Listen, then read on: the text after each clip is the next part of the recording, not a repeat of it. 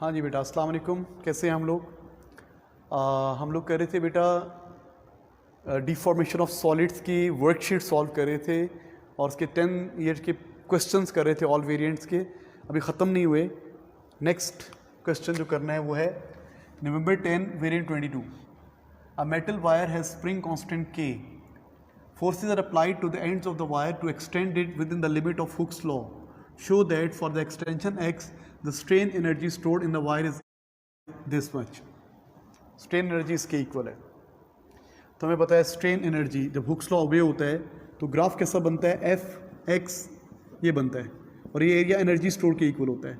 तो work done और energy area of triangle, यहाँ पे फोर्स एफ है, ये एक्स है, तो हो जाएगा half F x, half into base into height. और एफ की जगह पे क्या आ जाएगा, के एक्स, यहाँ पे के एक्स लगा दें तो हाफ के एक्स इंटू एक्स, तो ये वही बन जाएगा हाफ के x square elastic potential energy, E आ गया। B part,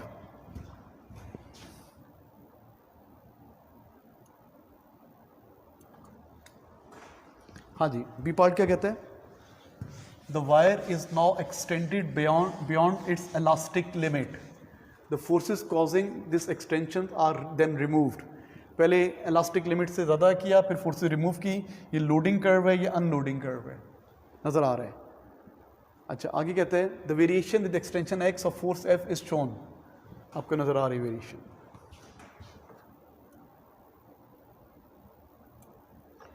The energy ES is expended to cause permanent extension of the wire. E subscript SIU. On figure 4.1, shade the area that represent the energy ES.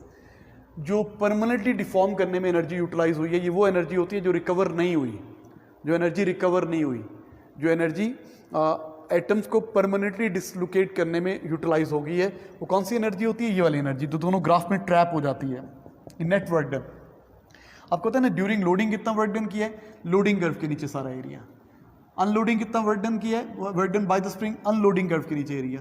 तो ये जो area है ना, ये recover नहीं हुआ, हमने ज़्यादा वर्क डन किया था स्प्रिंग के ऊपर, स्प्रिंग ने हमें कम वर्क डन करके दिया है।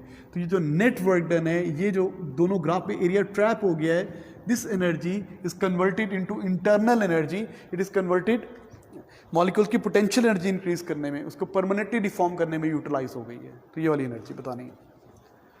अच्छा उसके बाद अगला पार्ट क्या कहता है, मेरे ख्याल से एनर्जी कैलकुलेट करवाएगा आपसे।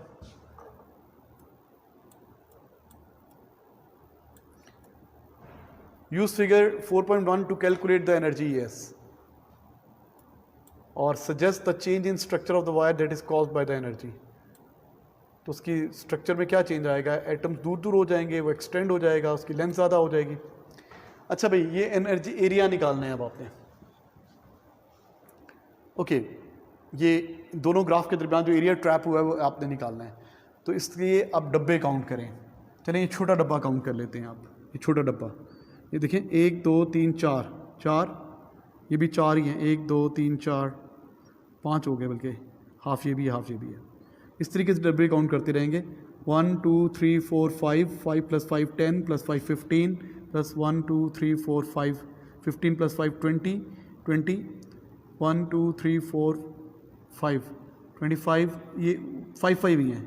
25 के बाद 30 35 40 45 50 55 से करें 1 2 3 4 और ये 5 55 60 65 70 75 80 85 90 95 1 2 3 4 95 100 105 110 115 1 2 3 4 115, जहाँ तक पैरेलल है यहाँ तक चलता रहेगा।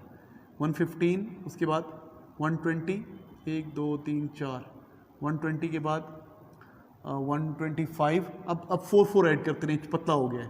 125 + 4 129 133 137 141 145 149 153 150, अब 3 ऐड करते रहें। 156, यहाँ भी 3 ऐड कर लें। 159 2 ऐड कर लें।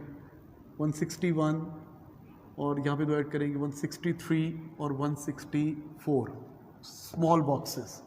बॉक्सेस काउंट करने हैं। मैं आपको बता रहा हूँ, इससे टाइम ज़्यादा लग रहा है। आप इस तरह भी कर सकते हैं, आप बड़े बॉक्सेस के ये यहाँ पे बॉक्सेस बना लें, फिर वो काउंट कर लें। छोटे छोटे भी काउंट कर सकते हैं। 164 स्मॉल बॉक्सेस हैं। अब एक स्मॉल बॉक्स का एरिया कितना है? एक स्मॉल बॉक्स का एरिया ये 20 है ना, यहाँ पे 2 होगा, और यहाँ पे कितना होगा? ये 0.2 है, ये 0.02 होगा। एक बॉक्स का एरिया कितना हो जाएगा? एरिया, एक बॉक्स का एरिया हो जाएगा 2 इंटू 0.02 0.04 मिली जॉल्स। ये मिली में ना, मिली जॉल्स बन जाएगा एक छोटे बॉक्स का एरिया। अब इसको मल्टीप्लाई कर देंगे 164 से, तो आपके पास टोटल एरिया आ जाएगा। सो एरिया कैसे निकालेंगे? हम डब्बे काउंट करेंगे, कितने डब्बे आ रहे हैं इसके अंदर अप्रॉक्सीमेट करके, और उसको मल्टीप्लाई कर देंगे एक डब्बे से, एरिया से। ठीक है बेटा? तो एनर्जी कहाँ पे यूटिलाइज हो रही है? It is utilized in permanently deforming the material, उसकी लेंथ एक्सटेंड करने में यूटिलाइज हो रही है।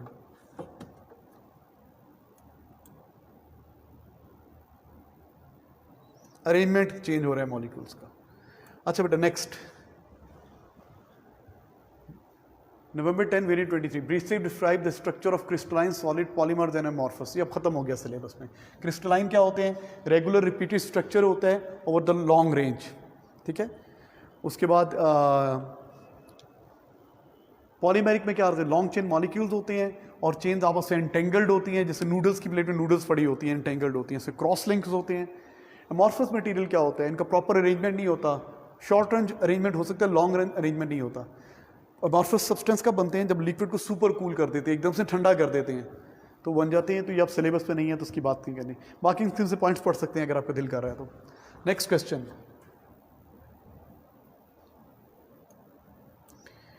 November 10 variant 23।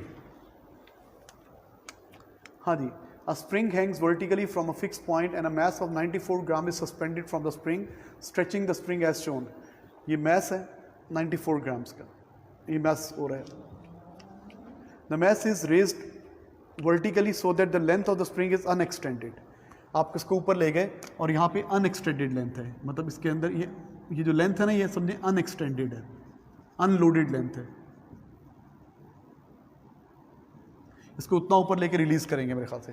The mass is raised vertically so that the length of spring is unextended as illustrated in figure 5.2 sorry. तो ये diagram में नजर आ रहा है। करना क्या है? The mass is released, the mass is released, the mass moves through a vertical distance of 2.6 before temporarily coming to rest. The position is shown. State the diagram 5.1, 5.2 illustrate the position of mass such that it has maximum gravitational potential energy। maximum gravitational potential वही होगी जहाँ पे सबसे ज़्यादा height पे आपने इसको उठाया हुआ था, 5.2 में होगी। The spring has maximum strain energy। maximum strain energy का होगी जब spring सबसे ज़्यादा stretch होगा, वो नीचे lowest point पर होगा। Briefly describe the variation of the kinetic energy of the mass as the mass falls from the highest point to the lowest point। तो highest point से middle point तक आने में इसकी kinetic energy increase करेगी और आगे kinetic energy decrease होती जाएगी। C part, the strain energy in the spring, the strain energy stored in the spring is given by the expression with K is constant for the mass moving between the position shown 5.2 and 5.3। Calculate the change in gravitational potential energy। ये निकालना है आपने। Determine the extension of the spring at which the strain energy is half the maximum value, ये निकालना है। Okay, calculate the change in gravitational potential energy.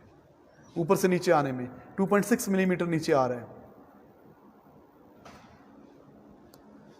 हाँ जी, ये mess है 94 ग्राम्स का। यहाँ से यहाँ तक आने में इसकी change in gravitational potential energy किसके इक्वल होता है? mgh के। मैस 94 ओवर 1000 केजी में चेंज करना है। जी 9.81 और हाइट कितनी है? 2.6 इंटू 10⁻²। सॉल्व करेंगे तो change in gravitational potential energy आ जाएगी। अच्छा बेटा, सो मार्किंग्स की में आंसर देख लेते हैं। Change in gravitational potential energy आ रही है 0.24 जॉल्स। ठीक है। अच्छा, आगे क्या कहते हैं? Determine the extension of the spring at which the strain energy is half its maximum value। Okay, half its maximum value. Determine the extension of the spring at which the strain energy has half its maximum value. Strain energy की half इस maximum value कब होगी? जितनी भी ऊपर से नीचे आ रहा है ना मैस, यहाँ से रिलीज करते हैं, यहाँ तक आ जाता है। यहाँ से यहाँ तक आने में वो कौन सी एनर्जी लूज़ करता है? जीपी लूज़ करता है, और वो किस पे कन्वर्ट हो जाती है? काइनेटिक और दोबारा इलास्टिक पोटेंशियल एनर्जी। तो फाइनली किस पे कन्वर्ट हो जाती है? इलास्टिक पोटेंशियल एनर्जी में कन्वर्ट हो जाती है। और ये कितना डिस्टेंस मूव करता है? 2.6 centimetre sorry. Determine the extension of the spring at which the strain energy is half of its maximum value. Okay, तो हमारा आंसर आया था 0.024। इसका आधा कितना होगा? आपके जीपी का लॉस कितना आया था? 0.024 जॉल्स है ना। इसका हाफ क्या होगा? हाफ 1/2 0.024 0.012 जॉल्स, और इसको इक्वल कर देंगे हाफ के एक्स स्क्वायर के, हाफ के एक्स स्क्वायर।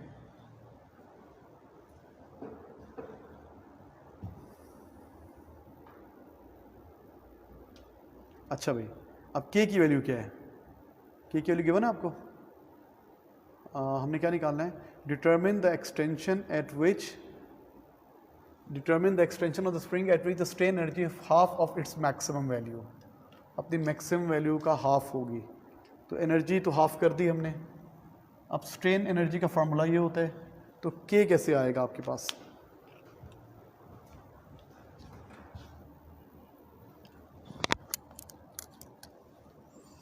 क्वेश्चन दोबारा पढ़ रहा हूँ कि क्या कोई चीज़ है गिवन आपको?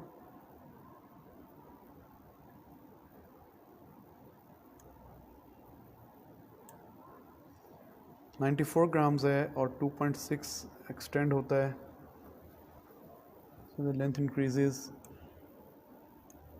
The mass is then released. The mass moves a distance. This temporary coming to rest. मैं क्वेश्चन पढ़ रहा हूँ पूरा।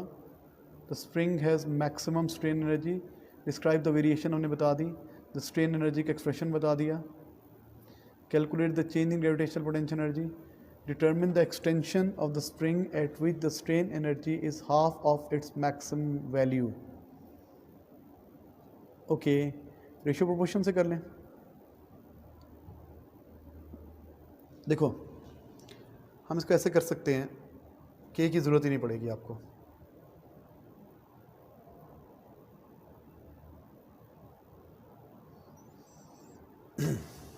ओके,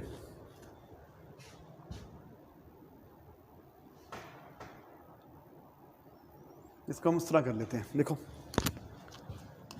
एक्सटेंशन x1 कितनी है? 2.6 सेंटीमीटर है, तो एनर्जी स्टोर कितनी है?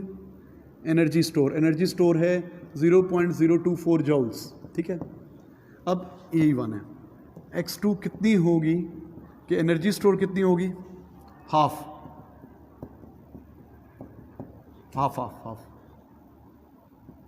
के नहीं है ना। अच्छा, अब आपको पता है फार्मूला क्या होता है एनर्जी का? Energy is equal to half के एक्स स्क्वायर। एनर्जी का फॉर्मूला ये होता है। अब ये टर्म तो कांस्टेंट हो गई ना, तो energy is directly proportional to displacement का स्क्वायर। तो हम उसको लिख सकते हैं ना, जो चीज़ें डायरेक्टली प्रोपोर्शनल होती हैं उनकी रेशियो कांस्टेंट होती है।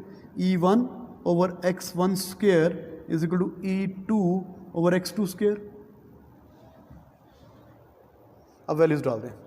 0.024 डिवाइडेड बाय x1 कितना था? 2.6 सेंटीमीटर में रहने देते हैं, आंसर भी सेंटीमीटर में आ जाएगा। इज इक्वल टू ये वैल्यू कितनी है? 0.012 ओवर एक्स स्क्वायर, एक्स निकालना। अच्छा भाई, ये इधर आ जाएगा, उधर चला जाएगा, ये 2 टाइम्स हो जाएगा, ये हो जाएगा, सॉल्व करेंगे तो हो जाएगा 2x square is equal to 22.6 का स्क्वायर, ये जाके डिवाइड होगा, तो x is equal to 2.6 over under root 2, ये जगह 2.6 ओवर अंडर रूट 2। सॉल्व करो ज़रा इसको, 2.6 डिवाइड बाई √2 एक्स के लिए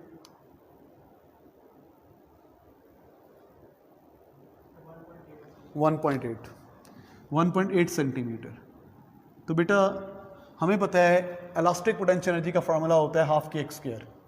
अब आधी एनर्जी तो है, के की वैल्यू गिवन नहीं है, तो फिर हमने इसको कंपैरिजन क्वेश्चन बना लिया। x1 इतना है तो एनर्जी इतनी है, x2 कितना होगा तो एनर्जी हाफ होगी। को सॉल्व करेंगे तो आपका आंसर आ जाएगा 1.8 सेंटीमीटर। तो मार्किंग स्कीम में भी यही लिखा 1.8 सेंटीमीटर, ठीक है। अच्छा वैसे भी कर सकते हैं, पहले आप के निकाल लें, इसको यूज़ करें ना, आप यहाँ से के की वैल्यू निकाल लें। आपको एनर्जी पता है E is equal to half के एक्स स्क्वायर। इन वैल्यूज़ को यूज़ करके के निकाल लें और दोबारा हाफ के एक्स स्क्वायर यूज़ करके यहाँ पे एक्सटेंशन निकाल लें। दोनों मेथड से कर सकते हैं आप, नहीं तो रेशियो मेथड भी कर सकते हैं। एक से लेके के की वैल्यू निकाल लें, एनर्जी भी पता है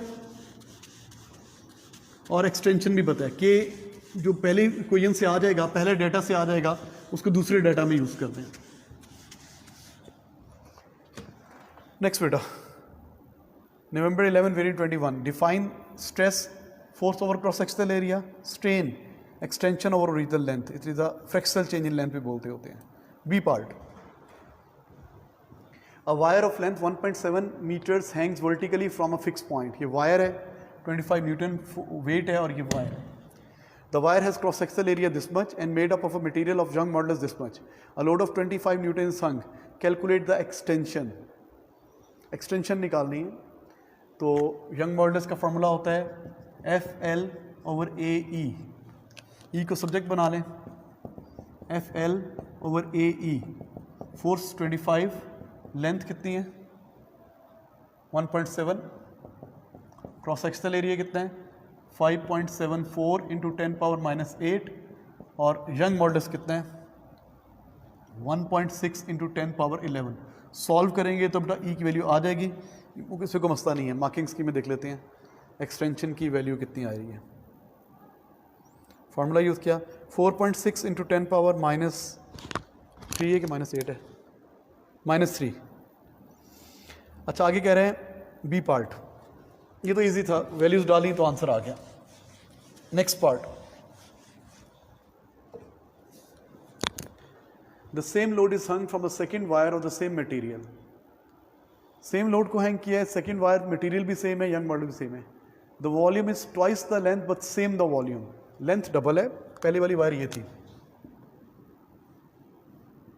लेंथ एल थी, अब दूसरी वाली वायर की लेंथ डबल है, वॉल्यूम सेम है। वॉल्यूम सेम का मतलब ये हुआ कि अगर इसका एरिया ए था ना तो फिर इसका एरिया A/2 है। लेंथ में और एरिया में इन्वर्स रिलेशन होता है अगर वॉल्यूम कांस्टेंट है। वॉल्यूम होता है ना A इंटू एल, तो एल क्या होगा V/A, इन्वर्स रिलेशन। तो बेटा अगर लेंथ डबल है तो एरिया हाफ हो जाएगा। State and explain how the extension of the second wire compare with the first one. अब इसकी एक्सटेंशन क्या होगी, लेंथ के डबल होने से 2 से मल्टीप्लाई हो जाएगी और एरिया के हाफ देने से एक और 2 से मल्टीप्लाई हो जाएगी, तो 4 टाइम्स बढ़ जाएगी। इसकी एक्सटेंशन 4 टाइम बढ़ जाएगी।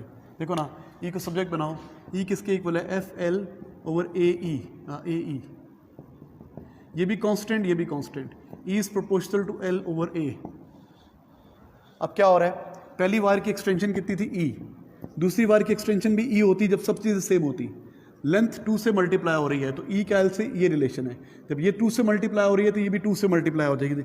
एक दफ़ा 2 से मल्टीप्लाई होगी due to twice the length. Area भी हाफ हो रहा है, एरिया क्या हो रहा है डिवाइडेड बाई 2। जब ये डिवाइडेड बाई 2 होगा तो ये मल्टीप्लाई बाई 2 हो जाएगी, तो एक और 2 से मल्टीप्लाई हो जाएगी, तो 4E आ जाएगा आंसर। ठीक है बेटा, तो जब आपने लेंथ डबल की है, वॉल्यूम कांस्टेंट है, तो फिर एरिया हाफ हो जाएगा, तो एक्सटेंशन 4 टाइम बढ़ जाएगी। सिंपल कंपैरिजन का क्वेश्चन है, मुश्किल नहीं था ये। नेक्स्ट क्वेश्चन बेटा,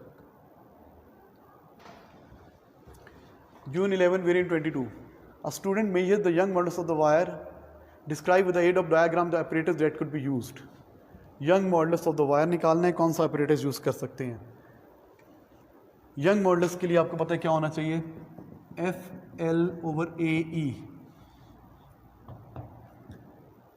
आपने लेंथ मेयर करनी है, एक्सटेंशन मेयर करनी है, एरिया तो कैलकुलेट होगा, फोर्स मेयर करनी है, तो आपके पास क्या होने चाहिए न्यूटन मीटर होना चाहिए वेट मेजर करने के लिए, ये चाहिए ना आपको। वायर मीटर रूल चाहिए इनिशियल लेंथ लेने के लिए। नोन लोड्स चाहिए, नोन लोड्स या न्यूटन मीटर चाहिए लोड के लिए। इसका एरिया कैसे आएगा, पाई डी स्क्वायर ओवर 4। डायमीटर लेने के लिए आपको माइक्रोमीटर स्क्रू गेज चाहिए, ठीक है। और क्या चाहिए, एक्सटेंशन मेजर करने के लिए हम इसी से कर लेंगे, माइनस कर देंगे, लंबी वायर यूज़ करेंगे ताकि एक्सटेंशन मेजरेबल आ जाए। Describe the method use to obtain the required measurements. तो सबसे पहले क्या करेंगे, लंबी सी वायर लेंगे, उसके साथ लोड हैंग कर देंगे ताकि उस लोड को कैलकुलेशन में इंक्लूड नहीं करेंगे तो वायर स्ट्रेट है, लॉन्ग वायर यूज़ करेंगे। फिर क्या करेंगे, उसकी लेंथ मेजर एंड रिकॉर्ड कर लेंगे। फिर नॉन लोड हैंग करेंगे, लोड की वैल्यू रिकॉर्ड करेंगे और लोडेड लेंथ ले लेंगे। फिर लोड हैंग करते रहेंगे, लोडेड लेंथ की वैल्यू लेते रहेंगे, ठीक है।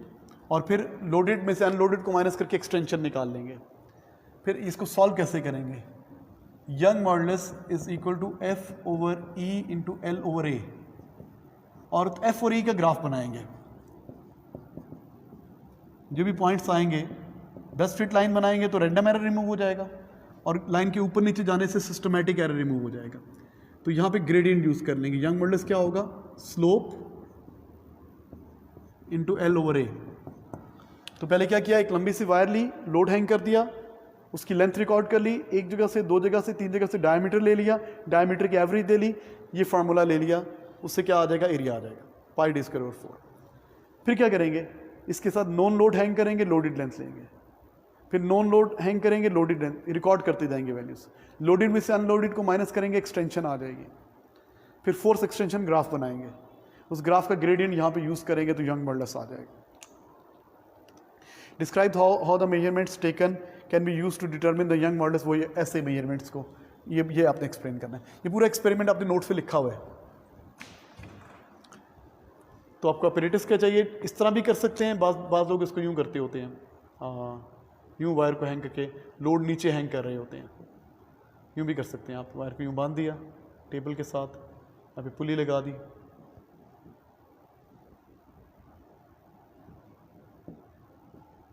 ऐसे भी मैं इस तरह ही कर रहा हूँ।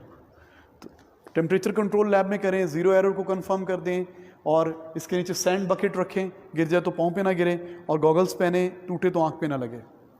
तो सबसे पहले क्या करेंगे, एक लंबी सी वायर लेंगे, उसकी लेंथ रिकॉर्ड कर लेंगे, उसको हैंग करेंगे। ये लोड को एक कैलकुलेशन में इंक्लूड नहीं करेंगे। इस जगह से, इस जगह से, इस जगह से डायमीटर चेक करेंगे पहले, ज़ीरो एरर चेक करने के बाद। फिर ये फार्मूला यूज़ करके एरिया निकाल लेंगे। फिर नॉन लोड हैंग करेंगे और लोडेड लेंथ लेंगे, इनको रिकॉर्ड कर लेंगे।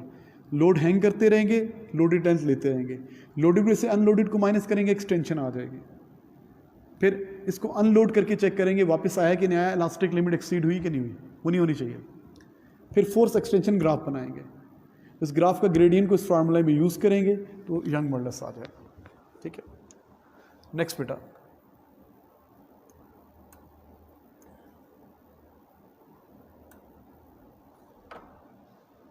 हाँ जी, ये तो थ्योरेटिकल क्वेश्चन था, इजी था।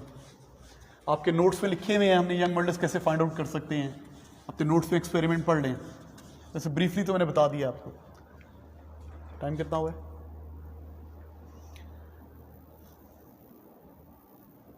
State Hooke's law.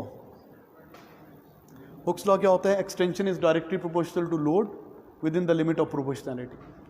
The variation with extension force of spring A is shown. Extension force graph क्या है? स्प्रिंग ए का, यहाँ तक फोर्स एक्सटेंशन ग्राफ के बना है, नजर आ रहा है। Describe what is meant by elastic limit. Elastic limit क्या होती है?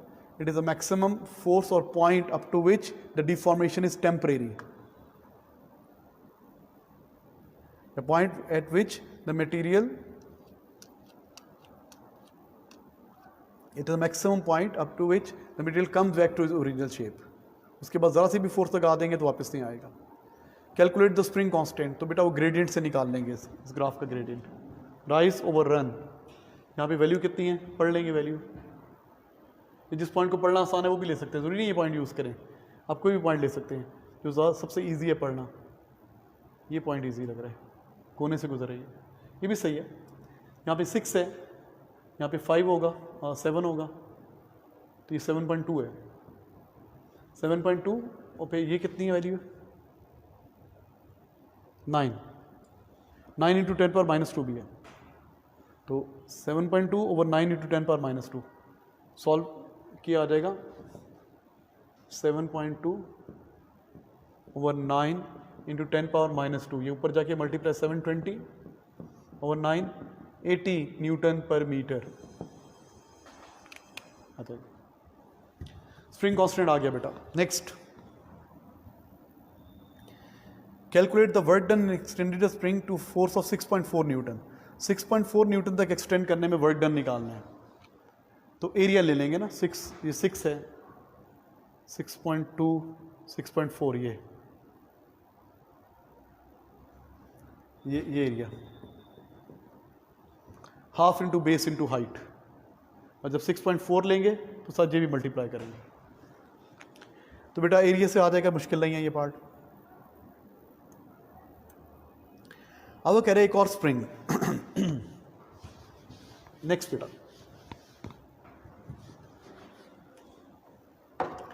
a second spring B of the spring constant 2K is now joined to spring A। इसका स्प्रिंग कांस्टेंट K था, इसका स्प्रिंग कांस्टेंट 2K है। A force of 6.4 Newton is hang. Combined spring total extension बतानी है। अच्छा, ये कितना extend हो रहा था 6.4 पे, चेक करते हैं। 6.4 न्यूटन फोर्स पे कितना डिफॉर्म हो रहा था। अच्छा, मैंने गलत किया, आपने calculate the work done in extending spring 6.4 newton force, ये इधर से नहीं चेक करनी थी, 6.4 यहाँ से चेक करनी थी। 6.2 6.4 ये यहाँ से ये एरिया निकालना था बेटा, मैंने ये चेक कर लिया ना, एक्सटेंशन नहीं देखेंगे, फोर्स एक्सेस वो है। अब 6.4 पे एक्सटेंशन कितनी है, 6.2 6.4 पे एक्सटेंशन कितनी थी इसकी, 8। कितनी एक्सटेंशन है, 8। जब स्प्रिंग पे 6.4 न्यूटन फोर्स है तो ये कितना डिफॉर्म हो रहा है, 8 सेंटीमीटर। ये कितना डिफॉर्म होगा, इसका स्प्रिंग कांस्टेंट डबल है। आपको पता है स्प्रिंग कांस्टेंट और एक्सटेंशन का क्या रिलेशन होता है, F is equal to k e is equal to F over k, inverse relation होता है। जिसका स्प्रिंग कांस्टेंट डबल है वो आधा एक्सटेंड होगा, तो टोटल एक्सटेंशन कितनी आ जाएगी, 12 सेंटीमीटर। उसके बाद कहते हैं spring constant of the system बताना है। अब ऐसे तो सीरीज वाला फार्मूला प्रोडक्ट ओवर सम भी कर सकते हैं, नहीं तो आप वो फार्मूला लगा लेंगे। टोटल स्प्रिंग कांस्टेंट निकालना है, टोटल फोर्स भी पता है, टोटल एक्सटेंशन भी पता है। टोटल फोर्स कितनी है 6.4, टोटल एक्सटेंशन कितनी है 12 centimetre.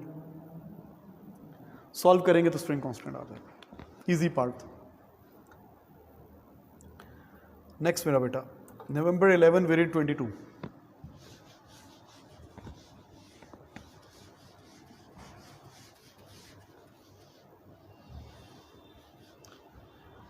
Define stress strain. Stress क्या होता है, force over area. Cross sectional strain क्या होता है, fractional change in length, E over L. Explain the term elastic limit. It is a maximum force और point up to which the deformation is temporary. If the force is remove the material come back to its original shape. उसके बाद explain the term ultimate tensile strength. It is a maximum stress a material can with hold without breaking. Maximum stress जो होती है, इसकी exam definition देख लेते हैं। Ultimate tensile stress, maximum force और wire is able to support before it breaks, बिल्कुल वही है। अच्छा जनाब, नेक्स्ट कहता है a ductile material is a form of wire is stretched up to its breaking point on figure 6.1 sketch the graph of extension। ductile material है, पहले Hooke's law ओबे होगा, फिर एक्सटेंशन एक्सिस की तरफ मुड़ जाएगा, को ऐसा बनेगा ब्रेकिंग पॉइंट। अच्छा बेटा, उसके बाद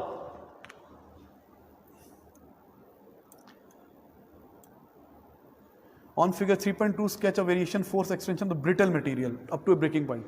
ब्रिटल मटेरियल जो होता है आमतौर पे हार्ड होता है और वो हुक्स लॉ ओबे करता है मरते दम तक, ब्रेकिंग पॉइंट तक, फोर्स एक्सिस से ज़्यादा करीब होता है। Explain the features of the graph that show the characteristics of ductile and brittle. तो ये ब्रेकिंग पॉइंट तक हुक्स लॉ ओबे करता है, ये परमानेंटली डिफॉर्म नहीं होता। लोडिंग कर्व भी यही बनेगा, अनलोडिंग कर्व भी वही बनेगा। दूसरे में ही आप ये बताएंगे कि पहले हुक्स लॉ ओबे हो रहा है, फिर ये डिफॉर्म हो जाएगा, लोडिंग कर्व और अनलोडिंग कर्व ये बनेगा इसका। तो ये परमानेंट डिफॉर्मेशन आ गया है। तो डक्टाइल मटेरियल वो होते हैं जो परमानेंटली डिफॉर्म हो जाते हैं, वायर्स वगैरह। ये अब सिलेबस में नहीं रहा, पहले था, इसलिए बहुत डिटेल में जाने की जरूरत नहीं है।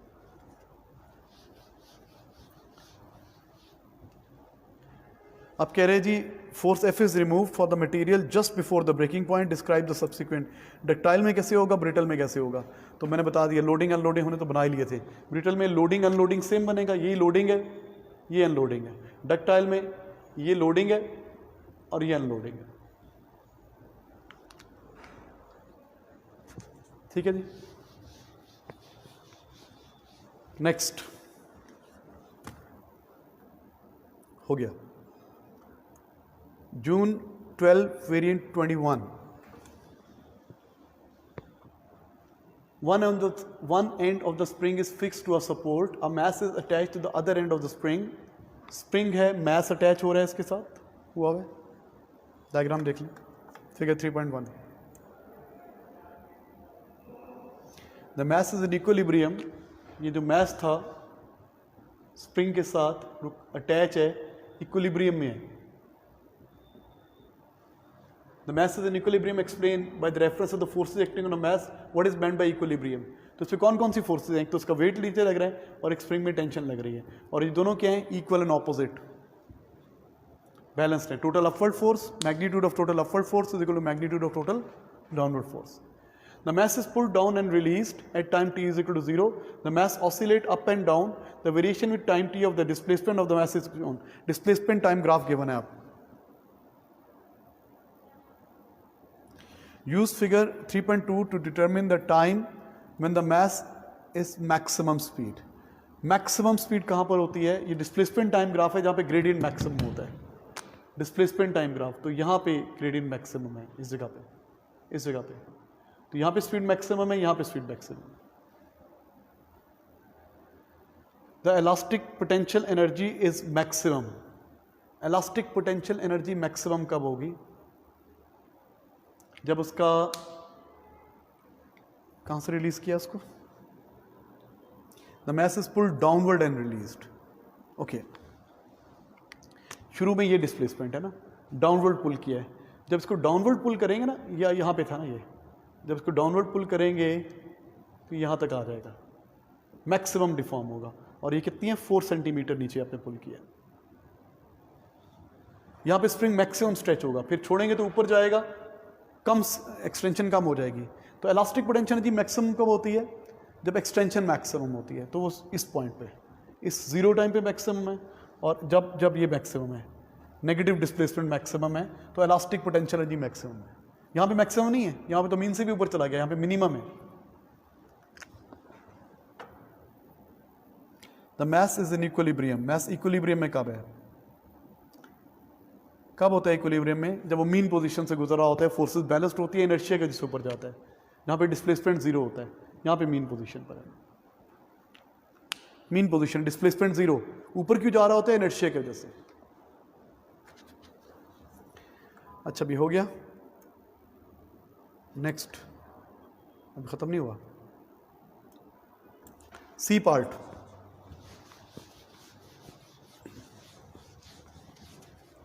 The arrangement shown in figure 3.3 is used to determine the length of the spring for different masses. Different masses पे length मेयर की है, total length का ग्राफ गिवन है, लोड अटैच किया और लेंथ मेयर की है। अच्छा, इसका मतलब ये हुआ कि उसकी ओरिजिनल लेंथ कितनी है? 0 लोड पे इतनी लेंथ है, तो इसकी ओरिजिनल लेंथ है, अनलोडेड लेंथ 20 सेंटीमीटर है, या अनलोडेड लेंथ है। State and explain it obeys Hooke's law. बिल्कुल ओबे कर रहा है हुक्स लॉ में। आप कहेंगे सर ये तो ओरिजिन से नहीं गुजरा, तो बेटा फोर्स लेंथ ग्राफ है ना। अगर आप अनलोडेड माइनस करेंगे, 20 से 20 माइनस करेंगे, इससे माइनस करेंगे 20 से, ये 0 हो जाएगा, ये 5 हो जाएगा, ये 10 हो जाएगा, ये 15 हो जाएगा। अगर आप एक्सटेंशन का ग्राफ बनाएंगे, यहाँ पे ले लेंगे फोर्स, यहाँ पे ले लेंगे एक्सटेंशन, तो ये स्ट्रेट लाइन ही बनेगा। तो आप बोलेंगे yes it is obeying Hooke's law. Show that the force constant is this. Force constant निकाल लें, स्प्रिंग कांस्टेंट या फोर्स कांस्टेंट निकालना है, तो कैसे लेंगे? कोई भी वैल्यू ले लें, ये वाली वैल्यू ले लेते हैं। ये जिसको पढ़ना आसान है।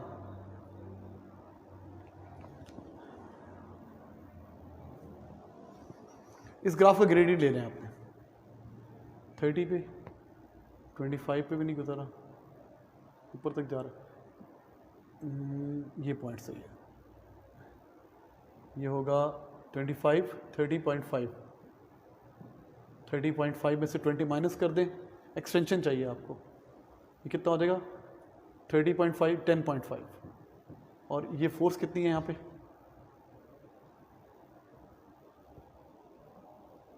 फोर्स को पढ़ना है यहाँ से 0.28, 0.28 फोर्स है 0.28, और एक्सटेंशन कितनी है आपको पता है, F is equal to k ई होता है ना, के निकालना है F ओवर ई, F कितना है 0.28, E कितना है E, ये टोटल लेंथ है, टोटल लेंथ में से अनलोडेड माइनस करेंगे 30.5 माइनस 20, 10.5, सॉल्व करेंगे तो क्या आ जाएगा। अच्छा आगे कहते हैं अ mass of 0.4 kg is attached to the spring, calculate the energy stored in spring. 0.4 kg, 0.4 kg, जी को 10 ले लें तो ये 4 न्यूटन हो जाएगा ना। अच्छा केजी में गिवन है बस, ठीक है, मैथ्स केजी में गिवन है, मैथ्स का ग्राफ है। अच्छा वो स्प्रिंग कांस्टेंट में भी आपने क्या करना है, इसको चेंज करना है बेटा, ये वेट नहीं है मैथ है। तो जब आपने यूज़ किया था ना 0.28 kg था तो उसको 9.81 से मल्टीप्लाई करना था, क्या निकालना था F ओवर E, F ये लेना है, ओवर E कितना था वो 10.5 सेंटीमीटर था, मीटर में चेंज करना है तो 10 पावर माइनस 2 भी आ जाएगा। तो बेटा ऐसे करना था, ये मैथ्स गिवन है, मैंने देखा नहीं, ये वेट नहीं है मैथ्स है। अब वो कह रहे हैं बताएं जी 0.4 kg मैथ्स हैंग करेंगे तो कितनी एनर्जी स्टोर होगी। तो अगर फोर्स एक्सटेंशन ग्राफ बनाते तो यहाँ पे बनता ना, 0.4 kg कहाँ पर है, ये थोड़ा ऊपर करते,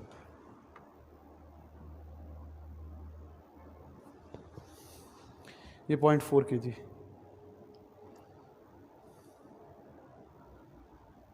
ओहो जगह नहीं है, थोड़ा सा नीचे करना पड़ेगा, ये इधर करते हैं 0.4 वाली लाइन जी है उसको नीचे कर देता हूँ,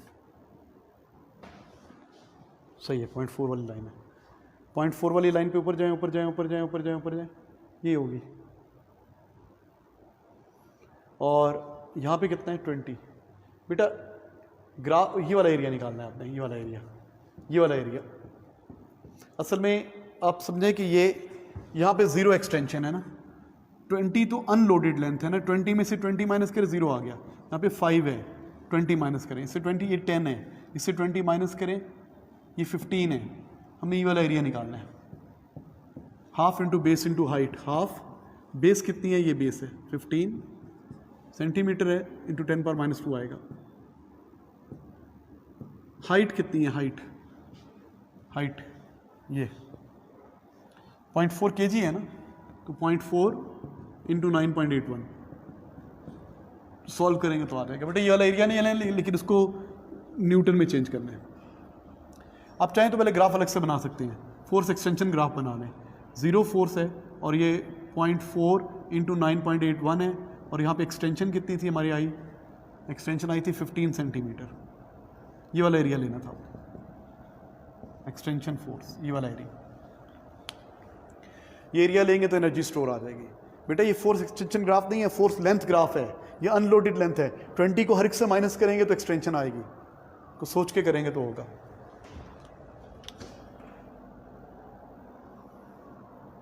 चलिए लास्ट क्वेश्चन है इस टॉपिक का, शुक्र है।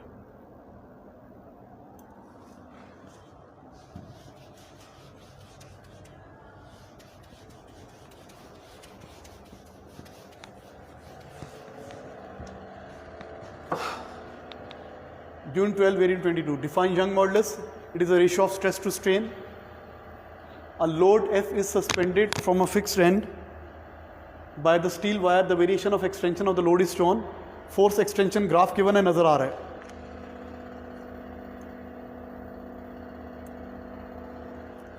State two quantities other than gradient that can be required to find the Young modulus. Young modulus find out करने के लिए यू नो यंग मॉडल्स किसके इक्वल होता है? एफ एल ओवर ए ई। ये तो ग्रेडियंट हो गया ना, तो आपको लेंथ और एरिया चाहिए required in order to determine. हमें लेंथ चाहिए और क्रॉस सेक्शनल एरिया चाहिए। Describe how the quantities listed may be measured with the help of metre rule. और एरिया कैसे निकाल सकते हैं? We will use micrometer screw gauge to find the diameter and then will use the formula A is equal to pi d square over 4 to find the area. Simple. उसके बाद क्या कहते हैं? Third part, a load of 3 Newton is applied to the wire used calculate the energy stored। 3 Newton के corresponding energy निकालनी है, तो area ले लेंगे आप। 3 न्यूटन फोर्स, फोर्स कहाँ पर है? ये 3 न्यूटन फोर्स है और ये एरिया एक्सटेंशन एक्सिस वाला एरिया। और मिलीमीटर को मीटर में चेंज करना है, half into base into height. Force 3 है और ये कितना है? ये 1 है। 1 2 3 4 5 6 7 8 9 10। ये कितना है? 0.15। 1 2 3 4 5 6 7 8 9 10। ये होगा 0.25 इंटू 10 पावर माइनस 3। तो half into base into height 0.25 into 10 power minus 3। Solve करेंगे तो एनर्जी आ जाएगी।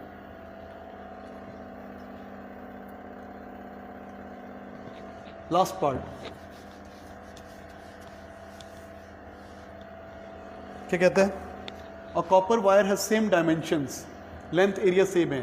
The Young modulus of the steel is this much and copper is this much. दोनों के यंग मॉडल्स सेम नहीं है।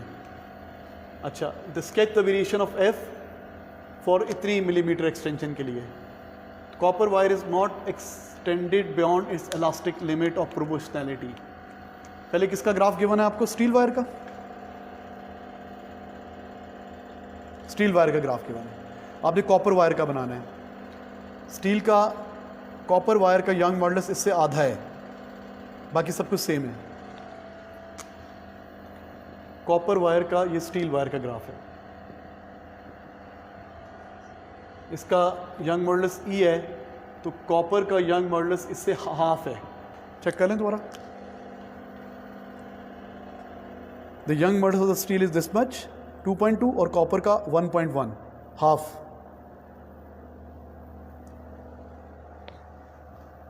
अच्छा, स्टील वायर का ये है, कॉपर वायर का ये। अच्छा, अब क्या करेंगे? एक्सटेंड, बाकी सब चीज़ें सेम है। ओके, रिलेशन क्या होता है? E is equal to F L over A E. E को सब्जेक्ट बनाएं। E is equal to F L over A E. Force भी कांस्टेंट, लेंथ भी कांस्टेंट, एरिया भी कांस्टेंट। E का और L इनवर्स रिलेशन। जिसका यंग मॉडल्स हाफ होगा वो डबल डिफॉर्म होगा। यंग मॉडल्स हाफ है, इसका यंग मॉडल्स E है, ये 3 न्यूटन फोर्स पे इतना डिफॉर्म हो रहा है। अब वो 3 न्यूटन फोर्स पे इससे डबल डिफॉर्म होगा, उससे डबल डिफॉर्म होगा। हमने बनाना कहाँ है? ग्राफ कहाँ तक बनाना है? डबल डिफॉर्म होगा। 3 न्यूटन फोर्स पे डबल डिफॉर्म होगा। उसका ग्रेडियंट इससे हाफ होगा मेरे ख्याल से। Sketch the variation of the force of the copper wire up to 2.5 millimetre extend. 2.5 millimetre extend करने के लिए, इसको 2.5 मिलीमीटर एक्सटेंड करने के लिए 3 न्यूटन फोर्स चाहिए ना। एक्सटेंशन कांस्टेंट रखें, तो एक्सटेंशन कांस्टेंट चाहिए, तो अगली वायर जो होगी उसका ग्राफ एक्सटेंशन एक्सिस के ज़्यादा करीब होगा। तो हम क्या करते हैं? फोर्स निकाल लेते हैं, फोर्स को सब्जेक्ट बनाएं। फोर्स किसके इक्वल हो जाएगा? E ओवर L, ये मल्टीप्लाई हो जाएगा। Force, area constant, length constant, extension constant, तो force is proportional to Young models.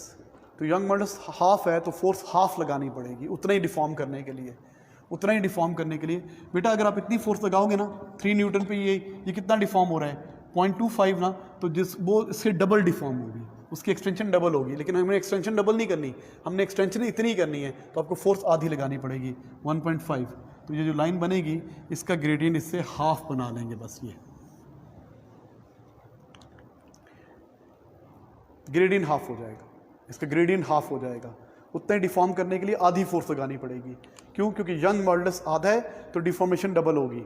हमने डिफॉर्मेशन उतनी करनी है तो फिर फोर्स आधी लगानी पड़ेगी। फोर्स हाफ करेंगे तो ये ग्राफ की लाइन ऐसे बनेगी। तो this is all about deformation of solid. बेटा सारे क्वेश्चन कर लिए। So thank you students.